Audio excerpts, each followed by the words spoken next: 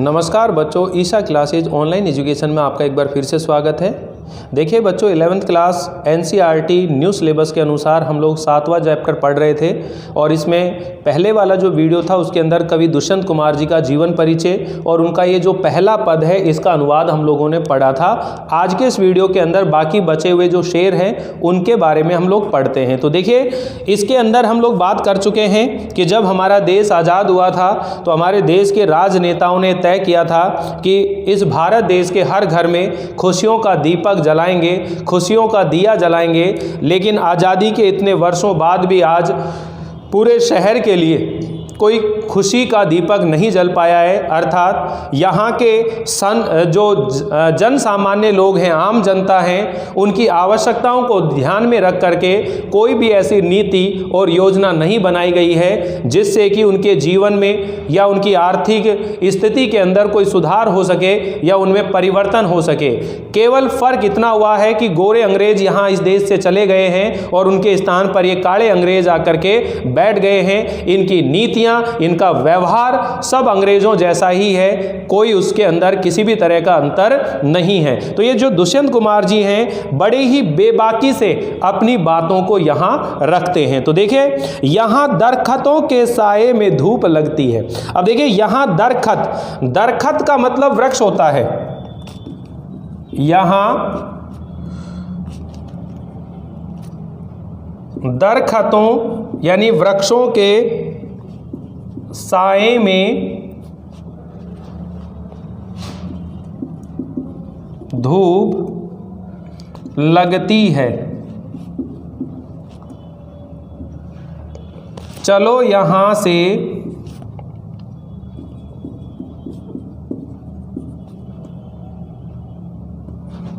चले और उम्र भर के लिए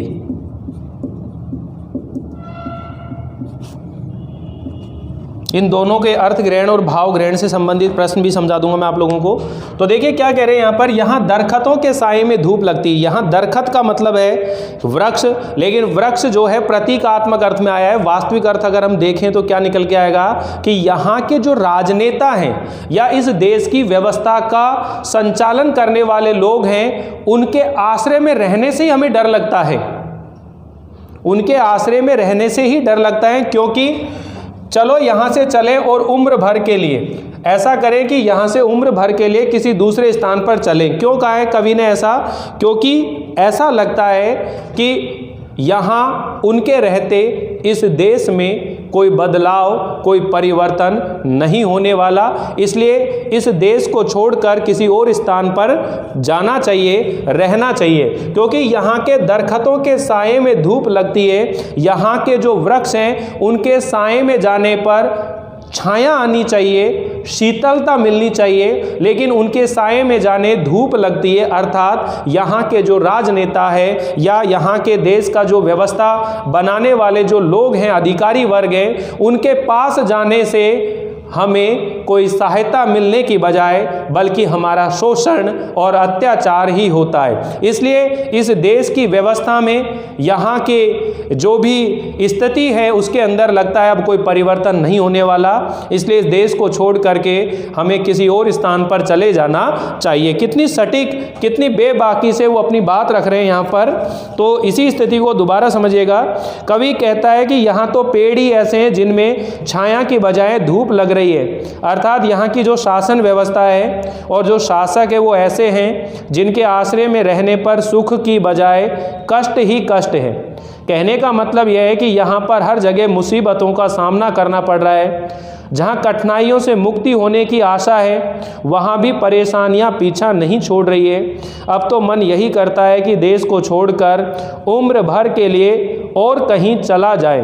तो देखिए, अर्थ ग्रहण के क्वेश्चन यहाँ पर दिए गए हैं, तो मैं यहाँ पर समझा देता हूँ। दोनों पदों के साथ साथ एक साथ हो जाएंगे, इसीलिए मैंने यहाँ नोट किया हुआ था। तो सबसे पहले देखिए, अर्थ ग्रहण संबंधी प्रश्न। अर्थ ग्रहण संबंधी जो प्रश्न हैं इनके बारे में बात करते हैं। सबसे पहले नंबर का जो प्रश्न है, कहाँ तो तय था कवि के अनुसार क्या तय था? कहाँ तो तय था, ये क्वेश्चन है। कहाँ तो तय था, कवि के अनुसार क्या तय था? तो ये आप जानते हो कि जब देश स्वतंत्र हुआ था, देश आज़ाद हुआ था, तो यहाँ के राजनेताओं ने ये तय किया था कि इस देश के हर घर में खुशियों का दीपक जलेगा, उनकी आवश्यकताएं पूरी की जाएंगी ताकि उनके घर में एक खुशियां ही खुशियां आ जाएं, उनकी गरीबी, बेबसी, भूखमरी दूर हो जाएगी। ऐसा उन्होंने तय किया था, लेकिन ऐसा हुआ नहीं। तो इसका जो उत्तर है वो भी मैं लिख देता हूँ यहाँ कि कवि के अनुसार ये तय किया गया था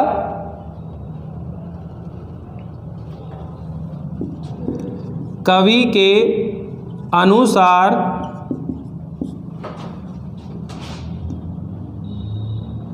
स्वतंत्रता प्राप्ति के समय यह तय किया गया था कि इस देश के प्रत्येक घर में खुशियों का दीपक जलेगा, यहाँ की गरीबी, बेरोजगारी,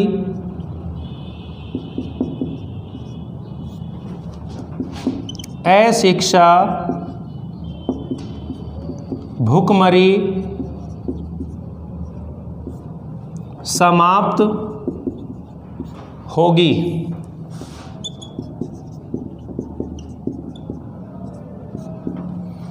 ठीक है, कहाँ तो तय था, कवि के अनुसार क्या तय था? कवि के अनुसार जब देश आज़ाद हुआ था उस समय तय किया गया था इस देश के प्रत्येक घर में खुशियों का दीपक जलेगा, यहाँ की गरीबी, बेरोजगारी, अशिक्षा, भूखमरी को समाप्त कर दिया जाएगा, समाप्त हो जाएगी। लेकिन इनमें से किसी भी काम को नहीं किया गया।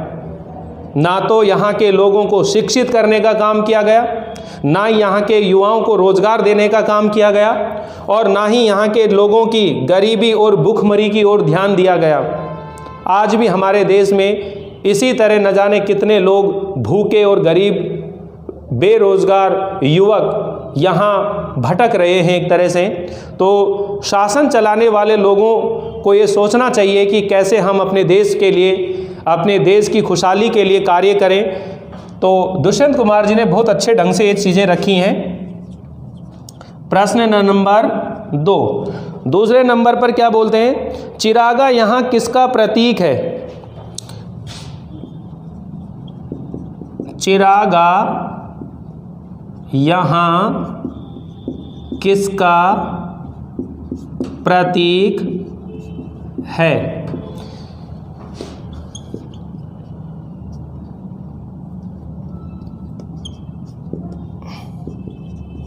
चिरागा यहाँ समाज की सुख समृद्धि का प्रतीक है। ठीक है, तीसरे नंबर पर अगर हम बात करें तो तीसरे नंबर का सवाल है, दरख्तों के साए में धूप लगने से यहाँ क्या अभिप्राय है? दरख्तों के साए में धूप लगने से यहाँ क्या अभिप्राय है?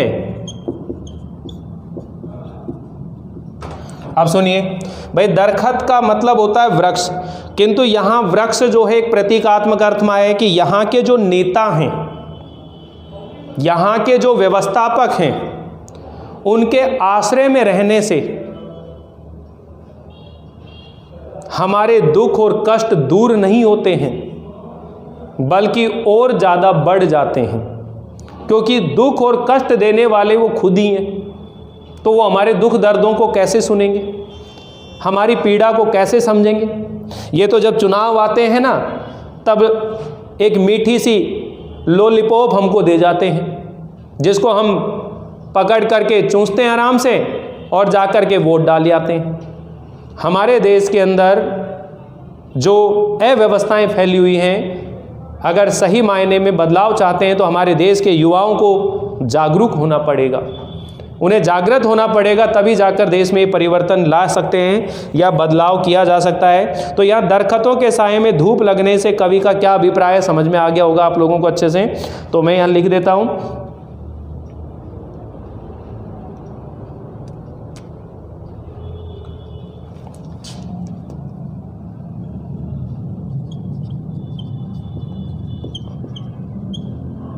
दरख्तों के साए में धूप, दरख्तों के साए में धूप लगने से यह अभिप्राय है कि हमने जो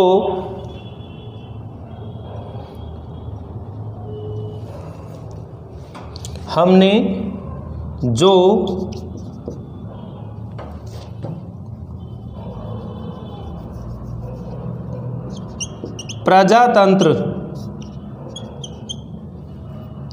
सुशासन स्थापित करने के लिए बनाया था,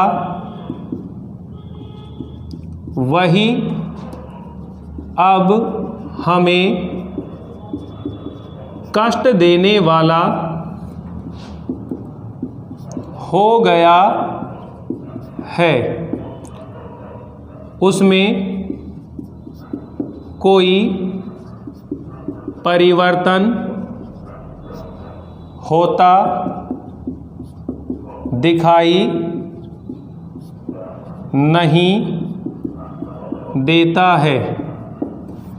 ठीक है, तो इस तरह से ये इसका उत्तर आप नोट कर लेंगे। नेक्स्ट है, चलो यहाँ से चले और उम्र भर के लिए।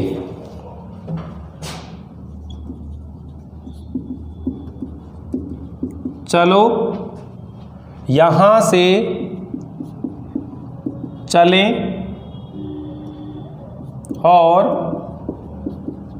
उम्र भर के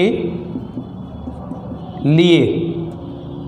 चलो यहाँ से चलें और उम्र भर के लिए, ऐसा कवि क्यों कहता है? ऐसा कवि क्यों कहता है?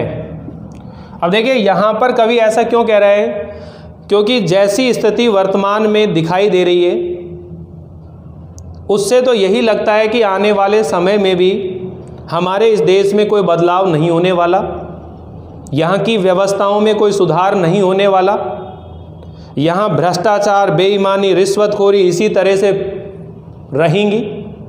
तो इससे अच्छा है कि देश को छोड़कर किसी और स्थान पर चले जाएं, जहाँ सुख शांति से एक व्यवस्थित जीवन को हम जी सकें। इसलिए कवि ने यहाँ ऐसा कहा है, चलो यहाँ से चलें और उम्र भर के लिए। कवि इसलिए ऐसा कहता है कि यहाँ अब उसे कोई सुधार की स्थिति नज़र नहीं आ रही है और ना कोई इसके लिए संघर्ष करने को तैयार दिखाई दे रहा है। इसलिए वह निराशा से पूरित होकर यहाँ से चले जाने चाहता है। इस तरह आप इसका उत्तर तो खुद ही लिख लेंगे, मैंने आप लोगों को बोल दिया है। फिर एक जो आते हैं, ये तो अर्थ ग्रहण आती है, और एक आते हैं भाव ग्रहण संबंधी प्रश्न। भाव ग्रहण संबंधी जो प्रश्न होते हैं उनके अंदर इसके भावार्थ को बताया जाता है। तो जैसे इसमें पहला क्वेश्चन है, उक्त काव्यांश का भाव सौंदर्य लिखिए। उक्त काव्यांश का भाव सौंदर्य लिखिए। उक्त काव्यांश का भाव सौंदर्य लिखिए। तो देखिए यहाँ क्या बात आ रही है कि कवि ने स्वतंत्र भारत की जो वास्तविक स्थिति है उसका वर्णन किया है। आज़ादी के बाद भी आम लोगों की आवश्यकताओं को पूरा नहीं किया गया और आम लोगों के सामने कई तरह की समस्याएं हैं और आज भी यही स्थिति है। इस कारण आम आदमी निराशा से ग्रस्त है और लाचार है। यही भाव यहाँ पर बताया गया है कि हमारे देश में जब देश आज़ाद हुआ तो देश की आज़ादी के बाद भी यहाँ के सामान्य लोगों को ध्यान में रख करके, उनकी आवश्यकताओं को ध्यान में रख करके कोई ऐसी व्यवस्था नहीं बनाई गई जिससे कि उनकी स्थिति में सुधार किया जा सके। उन सभी बातों को यहाँ इस शेर के माध्यम से वो व्यक्त करना चाहते हैं। क्लियर सभी को? सेकंड जो क्वेश्चन है इसके अंदर जब पूछा जाता है वो पूछा जाता है अलंकार से संबंधित। उक्त काव्यांश में निहित अलंकार को बताना है। ठीक है ना? उक्त काव्यांश में निहित अलंकार को स्पष्ट कीजिए। तो देखिए साए में धूप लग रही है, यानी कि वृक्षों के साए में धूप लग रही है, तो वृक्ष की जो छाया होती है उसमें भी धूप लग रही है, एक विरोध की स्थिति आ रही है। तो जब विरोध की स्थिति होती है तो सबसे पहली बात आती है कि विरोधाभास अलंकार है। कौन सा है? विरोधाभास अलंकार है। और वर्णों की आवृत्ति होने की वजह से इसमें अनुप्रास अलंकार है। कौन सा अलंकार है? अनुप्रास अलंकार है। तो ये दो अलंकार आप बता देंगे कि उक्त काव्यांश में विरोधाभास और अनुप्रास अलंकार है। तीसरा आता है इसके अंदर कि जो भाषा शिल्प स्पष्ट कीजिए। तो भाषा शिल्प के अंदर आप ये बताएंगे कि इसकी भाषा सरल, सुबोध, प्रवाहमयी है, मधुरता, सरसता, गेयता है, तत्सम, तद्भव, देशज, शब्दावली की प्रधानता है। ठीक है? इस तरह की कई बात आप लोग जो है भाषा सौंदर्य के अंदर बताएंगे। तो दो तरह के प्रश्न आपको एग्जाम में मिलेंगे, इतने सारे प्रश्न नहीं मिलेंगे आपको। एक कोई भी पंक्ति देख करके उसमें दो प्रश्न आपसे पूछे जाएंगे, दो अर्थ ग्रहण के दे दिए, एक भाव ग्रहण का दे दिया, कोई सा भी भावार्थ पूछ लिया, शिल्प सौंदर्य पूछ लिया, ऐसे कोई भी चीज़ दे करके आपसे पूछा जाता है। समझ बैठी बात? तो एक बार आप इसका स्क्रीनशॉट ले लीजिए, फिर हम लोग आगे थोड़ा और पढ़ते हैं।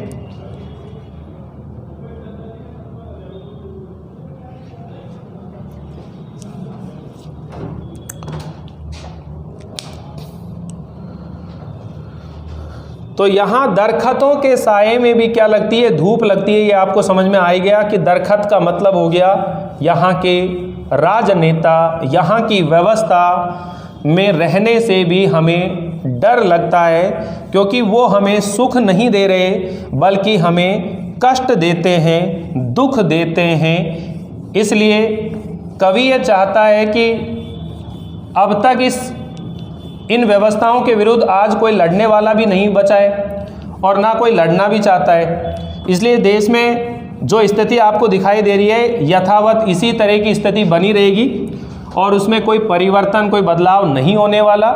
इसलिए चलो यहाँ से चले उम्र भर के लिए किसी और स्थान पर हम लोग यहाँ से चलें। इस तरह कवि इस कविता के माध्यम से व्यक्त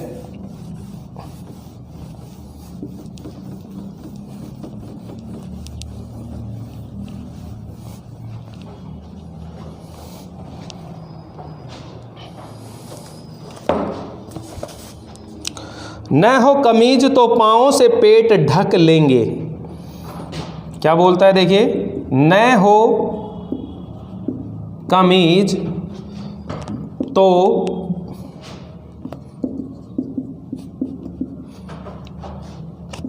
पाँवों से पेट ढक लेंगे ये लोग कितने मुनासिब हैं, ये लोग कितने मुनासिब हैं इस सफ़र के लिए। देखिए कितनी कड़ी बात कह रहा है आप लोगों से, और अगर अब भी चोट नहीं लगे तो ध्यान रखिए। वो कह रहे हैं न हो कमीज तो अपने पाँव से पेट ढक लेंगे, यानी कि यहाँ के जो लोग हैं वो बड़े ही संतोषी और उदासीन स्वभाव के हैं। अगर उनके पास अपने जीवन के कोई सुख सुविधाएं नहीं हैं या अपने जीवन को चलाने के लिए कोई उचित व्यवस्था नहीं है, तो वह संतोष करके, संतुष्ट करके और आराम से रहेंगे। और ऐसे ही लोग इन सत्ताधारी राजनीतिक लोगों को चाहिए। तो इनके सफ़र के लिए, इनके राजनीतिक सफ़र के लिए ये लोग कितने मुनासिब हैं, कितने भले हैं, इनके लिए लोग कितने उचित हैं।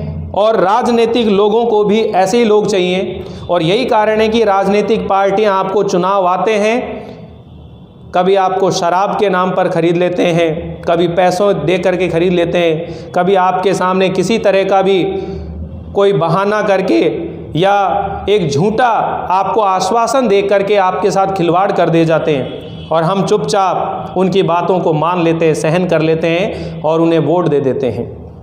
उनकी भाषा भी आप समझने की कोशिश करेंगे कि 5 साल इन्होंने आपको लूटा है, एक बार हमें मौका दीजिए, इस बार हमें मौका दीजिए, यानी 5 साल वो लूट चुके हैं, अब हमको मौका दो, कहने का भाव ये होता है। लेकिन हमारे देश की जो भोली भाली जनता है वो इसी तरह से उन चीज़ों को कहती हैं। तो न हो कमीज तो पाँवों से पेट ढक लेंगे ये लोग कितने मुनासिब हैं इस सफ़र के लिए। तो कवि दुष्यंत कुमार जी इस शेर के माध्यम से कहते हैं कि भारत के लोग इतने उदासीन और संतोषी हैं कि वे कभी भी अपने अभावों के लिए, अपने जीवन की कमियों की ओर ध्यान नहीं देते। जैसा जीवन में चल रहा है उसी से वो संतोष कर लेते हैं। यदि उनके पास पहनने के लिए कमीज़ नहीं मिले, वे नहीं मिले तो भी वे अपने अधिकारों के लिए संघर्ष करने की बजाय अपने पैरों को समेटकर अपना पेट ढकने की कोशिश करते रहते हैं। कवि कहता है कि ये लोग कितने उपयुक्त हैं जिनके कारण देश के शासक अपनी सत्ता को आराम से, बिना किसी प्रकार के, बिना किसी चिंता के वो लोग चलाते रहते हैं। तो कवि दुष्यंत कुमार जी कह रहे हैं कि यहाँ के लोग कितने संतोषी और उदासीन स्वभाव के हैं।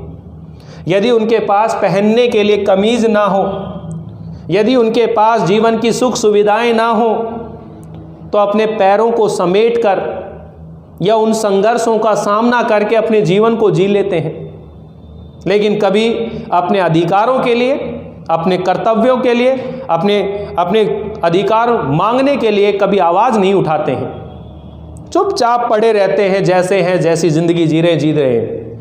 ये लोग कितने उपयुक्त हैं इन राजनीतिक लोगों के लिए, उनके राजनीतिक सत्ता के लिए, उनके राजनीतिक सफ़र के लिए लोग कितने उपयुक्त हैं कि चुपचाप उनकी बातों को मानते हैं और कभी अपने अधिकारों की मांग नहीं करते हैं। उन्हें भी ऐसे लोग चाहिए, गूंगे बहरे। इस देश के लोग गूंगे बहरे हुए पड़े, कभी अपने अधिकारों की मांग नहीं करते हैं, समय नहीं है बेचारों के पास। गरीबी, बेरोजगारी, अपने परिवार का पालन पोषण करने में इतने उलझे हुए हैं कि समय ही नहीं है कुछ। करें तो क्या करें, कहाँ जाएं, किससे बोले, सब इसी तरह सोचे हुए हैं। लेकिन लोगों के अंदर चिंगारी है, लेकिन वो सोई हुई है। जिस दिन उस चिंगारी को जलाने वाला कोई मिल जाए तो ये देश जाग जाएगा, ये देश चुप नहीं रहने वाला। तो लेकिन कवि यहाँ पर पहले यहाँ के लोगों की स्थिति क्लियर कर रहे हैं कि ये लोग कितने संतोषी स्वभाव के होते हैं, कितने उदासीन होते हैं। उनके जीवन में जो भी संघर्ष है, गरीबी है, बेरोजगारी है, उसे चुपचाप संतोष होकर के सहन करते रहते हैं, कभी भी अपने अधिकारों के लिए आवाज़ नहीं उठाते हैं। ऐसे लोग ही ऐसे राजनीतिक लोगों के लिए उपयुक्त हैं और उनका राजनीतिक सफ़र इसी तरह चलता रहेगा। नेक्स्ट है, खुदा नहीं न सही आदमी का ख्वाब सही, कोई हसीन नज़ारा तो है नज़र के लिए। यानी खुदा नहीं न सही, खुदा मतलब ईश्वर, खुदा नहीं न सही आदमी का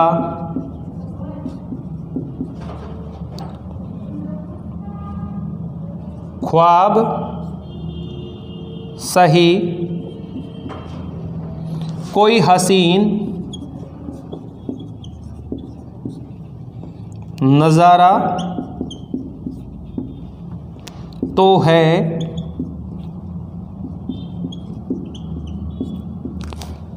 नज़र के लिए। तो देखिए कवि यहाँ पर कह रहे हैं कि सामान्य तौर पर इंसान जो है ईश्वर के भरोसे रहता है कि भगवान की कृपा होगी तो वह हमारे जीवन का एक ना एक दिन उद्धार जरूर कर देगा। बिल्कुल हमें ईश्वर के प्रति आस्था विश्वास रखना चाहिए, इसमें कोई संदेह नहीं है कि ईश्वर की कृपा के बिना जीवन में कुछ नहीं हो सकता। लेकिन कवि दुष्यंत कुमार जी कहते हैं खुदा है या नहीं है ये कोई नहीं जानता है, लेकिन वह इंसान का एक ख्वाब ही सही, इंसान का एक सपना ही सही, एक सुंदर सपने को देखकर कोई हसीन नज़ारा तो है नज़र के लिए, एक सुंदर दृश्य है आँखों के लिए, और आंखें बंद करके भगवान को याद करके अपने सभी दुख दर्दों को यहाँ के लोग सहन कर लेते हैं। तो कह रहे हैं खुदा नहीं ना सही आदमी का ख्वाब सही, कोई हसीन नज़ारा तो है नज़र के लिए। तो कवि ये कहता है कि ये मान लिया जाए कि ईश्वर नहीं होता है तो ना सही, यदि वह मनुष्य की केवल कल्पना मात्र है तब भी अच्छा है। इस प्रकार से भी हमारी दृष्टि को कोई मनमोहक नज़ारा तो मिल रहा है। कहने का मतलब यह है कि ईश्वर के अस्तित्व को स्वीकार नहीं भी करता है तब भी मनुष्य के मन में आशा की ज्योति जलाए रखने के लिए उसकी उपयोगिता से कोई इनकार नहीं कर सकता। ईश्वर की कल्पना कष्ट सहने और धैर्य रखने में सहायता करती है। तो यहाँ कवि ने भारतीय लोगों की किस मनोवृत्ति पर व्यंग्य किया है कि भारतीय लोग जो हैं उदासीन, संतोषी और अंध आस्थावादी प्रवृत्ति है उसके ऊपर व्यंग्य किया गया है। भगवान भरोसे अपना जीवन चलाते हैं, उन्हीं बातों के ऊपर यहाँ पर क्या किया गया है, व्यंग्य किया गया है। नेक्स्ट है, वे मुतमईन हैं कि पत्थर पिघल नहीं सकता, मैं बेकरार हूँ आवाज़ में असर के लिए। यानी जो सत्ता में बैठे हुए लोग हैं वे इत्मीनान के साथ बैठे हुए हैं, वे मुतमईन हैं। मुतमईन का मतलब है इत्मीनान से, आराम से हैं कि पत्थर पिघल नहीं सकता, कि ये जो पत्थर है ये पिघल नहीं सकता। अर्थात यहाँ के जो लोग हैं कभी भी अपने हक के लिए, अपने अधिकारों के लिए आवाज़ नहीं उठा सकते। मैं बेकरार हूँ आवाज़ में असर के लिए, लेकिन मैं बेचैन हूँ अपनी आवाज़ से यहाँ के लोगों में एक असर पैदा करने के लिए, एक प्रभाव उत्पन्न करने के लिए मैं बेकरार हूँ। जिस दिन मेरी आवाज़, मेरी गज़ल, मेरे गीतों को सुनकर यहाँ के लोग सचेत हो जाएंगे, जागरूक हो जाएंगे, उस दिन इस देश का सोया हुआ इंसान जाग जाएगा। तो इन राजनेताओं की जो राजनीति है वो सफल नहीं हो पाएगी, वो एक दिन विफल हो जाएगी। इसी चीज़ को यहाँ पर बता रहे हैं, वे मुतमईन है कि पत्थर पिघल नहीं सकता, मैं बेकरार हूँ आवाज़ में असर के लिए। तेरा निजाम है सील दे जुबान शायर की, कि तुझ में इतनी शक्ति, इतना साहस नहीं है जो एक शायर की जुबान को बंद कर सके। ये एहतियात ज़रूरी है इस बहर के लिए।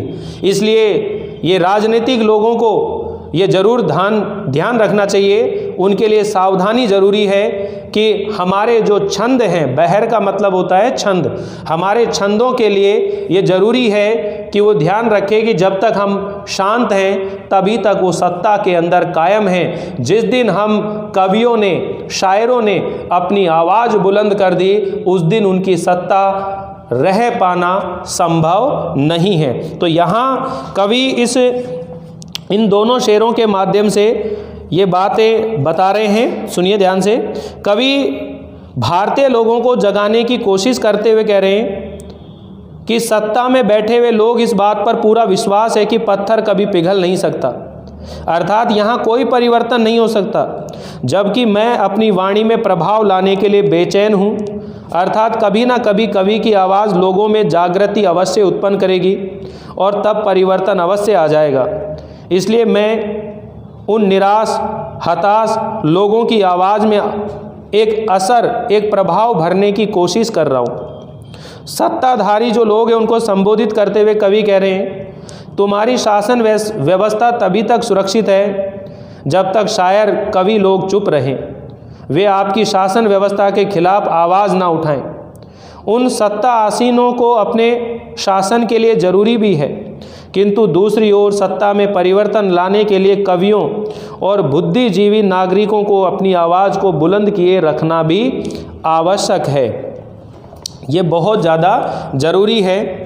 जिए तो अपने बगीचे में गुलमोहर के तले, मरे तो गैर की गलियों में गुलमोहर के लिए। यदि हमें जीना पड़े तो अपने बगीचे में गुलमोहर, यहाँ जो गुलमोहर है वैसे तो गुलमोहर का पौधा होता है, लेकिन यहाँ गुलमोहर का मतलब होता है अपने देश के लिए। यदि हमें मरना पड़े, जीना पड़े तो अपने देश के लिए ही जीना मरना चाहिए। जिए तो अपने बगीचे में गुलमोहर के तले अपने देश के लिए, और मरे तो गैर की गलियों में। अगर हमें किसी दूसरे स्थान पर भी मरना पड़े, गैर मतलब अन्य स्थान पर, तो भी अपने देश हित के लिए ही हमें अपने जीवन का बलिदान करना चाहिए।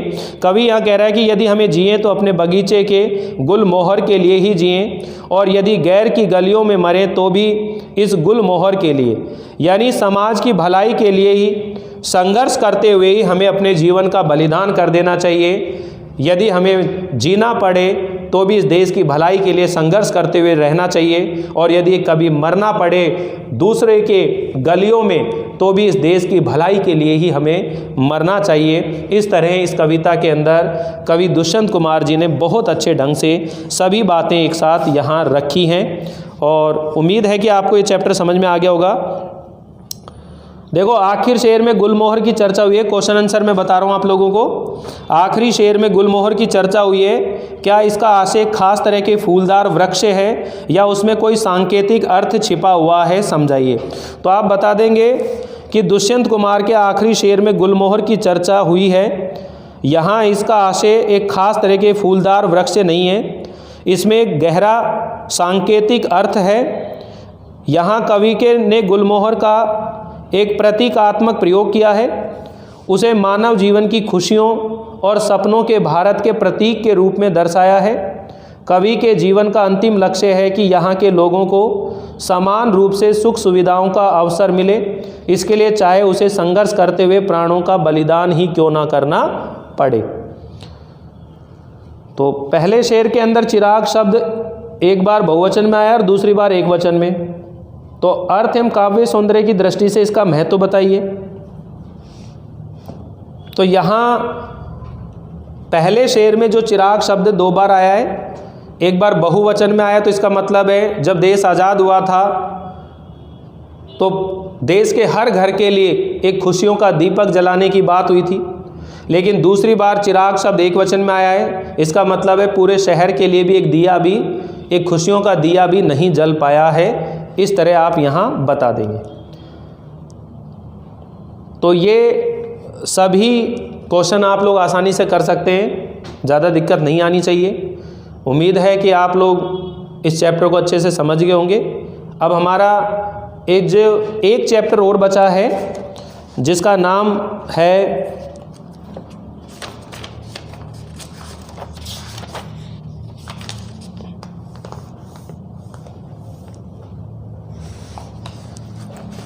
इस अंतिम चैप्टर के बारे में हम लोग और पढ़ेंगे।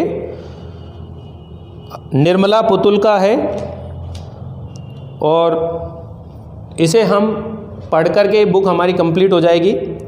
उसके बाद जो सेकंड बुक है वितान, उसे शुरू करेंगे हम लोग। तो जुड़े रहिए आप लोग, इसी तरह से बने रहिए। मिलते हैं अगली बार नए चैप्टर को लेकर। तब तक के लिए थैंक यू, बाय बाय।